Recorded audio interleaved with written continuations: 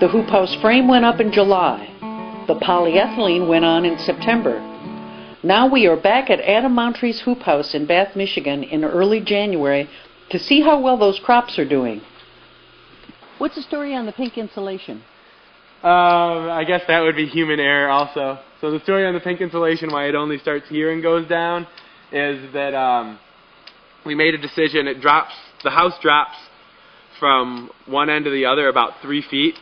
So I guess I should correct that. The house doesn't drop, the land drops. So the house is built level, but that corner to that corner is about a 3-foot drop. And so when we put the baseboard on to be able to make it level, we ended up with a gap between the bottom of the baseboard and the soil. So since we had spent a good amount of money on this, we didn't have a whole lot of money just laying around.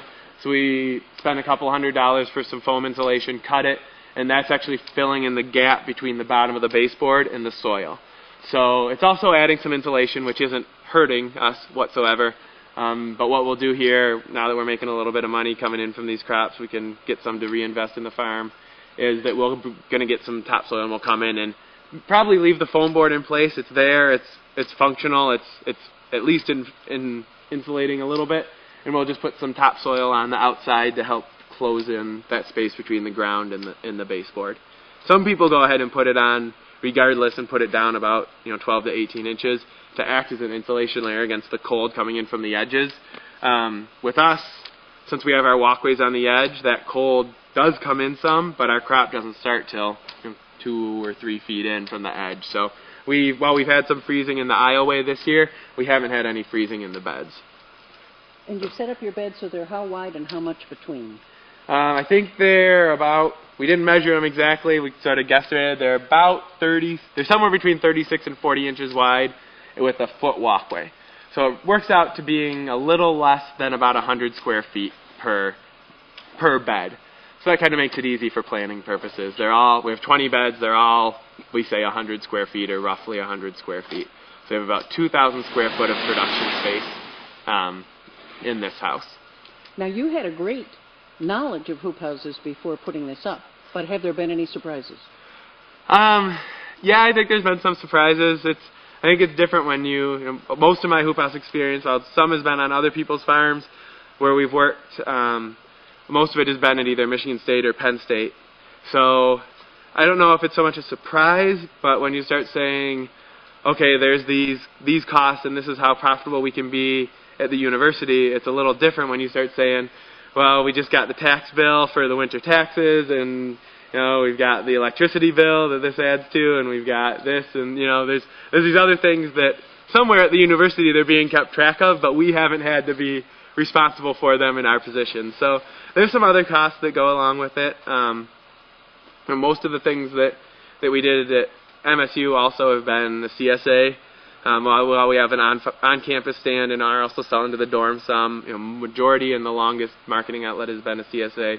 And at Penn State we had an on-campus stand, but we also moved some products through the horticulture farm and the horticulture department. So just working on the marketing part of it, working on those interactions with our customers, and just figuring out the logistics of how do we want to market? Do we want to do this? Do we want to do CSA? Do we want to do on-farm sales? Do we want to do all these different things? Because I don't know if it's been a surprise as much as it's been a new experience. So.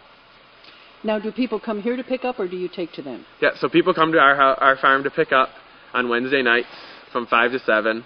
And then on Thursdays, we're going onto campus anyway. So if people buy on campus, which is less of our market, most of the market is people around Bath, around or in Bath. But when we do take stuff onto campus, we take that on Thursdays. So things are harvested on Tuesday. People either pick up Wednesday at our farm or Thursday on campus. Are you happy enough with that model that you think you'll stick with it? Yeah, I think we'll definitely stick with it.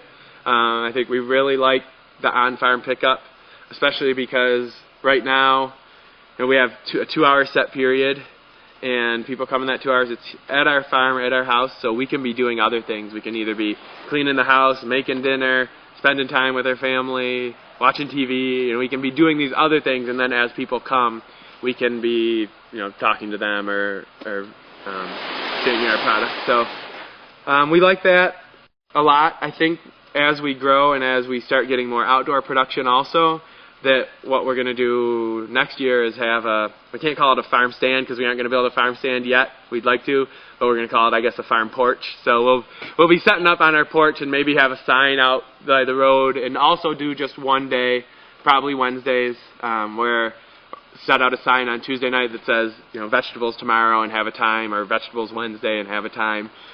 So I think we'll continue to do the harvesting to order, but I think we'll also have additional harvesting that we do for people that are coming by. The other thing that's on our radar is that the Bath community seems, at least the community government is very interested in starting a farmers market in Bath. So this week we're having, they've called a meeting of the community to discuss, do we want to have a farmers market? Is there enough interest? Are there enough farmers? Are there enough consumers? How do we not compete with other markets? What day would it be on so we don't compete with other markets in the area? Those type of questions. So while we really like selling from our home, I think that we would do a farmers market in the community as part of a show of support, or a part of being a part of the community, especially if that's something that they've said they wanted. So, and we'll see how it goes this year. We're talking about maybe doing a few markets as a sort of a pilot or a trial. But if people, if half the township shows up to the meeting next week and says, let's do this, I think we'll think about how we'll change our planning schedule and planning plan and work schedule and all that stuff to make sure we can get to the farmers market. Did you grow up on a fruit and vegetable farm? No, but I grew up in the suburbs of Metro Detroit, so definitely not in the city, definitely in the suburbs. Subdivision, and I just thought of farming as or not even farming, as gardening. We always had a garden and stuff on the patio and planter boxes and that, and I always thought of it as just something that you did on the weekend or after school or in the summer. And then I guess I graduated not in agriculture at all, in English from MSU. And then went and bartended and did that kind of, waited tables, the kind of stuff you do when you're an English major and you're not going into teaching. And then a friend of mine that graduated with me from horticulture got a job in a nursery in California. And she and I, stayed close, and she just said how much she really loved it. And I sort of thought, well, horticulture can be a career, farming can be a career. And so I went back to MSU, actually to do a landscape degree, so that I could work at a nursery similar to what she was doing. And then John Bierenbaum was teaching Hort 221, which is the greenhouse design and management course. And the student farm was building 3 of these hoop houses, and he said, if anyone's interested in learning how to build greenhouses, we're doing this on these weekends, the next 10 weekends or so. So I thought, well, when are you going to get a chance to learn to build a greenhouse? So I thought, well, I'll go out there, and then if we have a nursery business, I'll know how to build a greenhouse. And fortunately or unfortunately, I blame him for all of this that we're doing now. And I just kind of got hooked with the student farm, and it was just there had been some students that had been doing stuff for 2 or 3 years there, and just got hooked and switched to vegetables, and I guess the rest is history. I ended up going to Penn State and working in these structures where they have a big research facility there, and coming back and having the opportunity to work with John and the student farm and others that are working at the student farm now and in the horticulture department. Had an option to work there and to work with Michigan Food and Farming Systems on a Hoophouse research project and in the CSMAC group, and it's sort of been great. We get to farm and we get to work.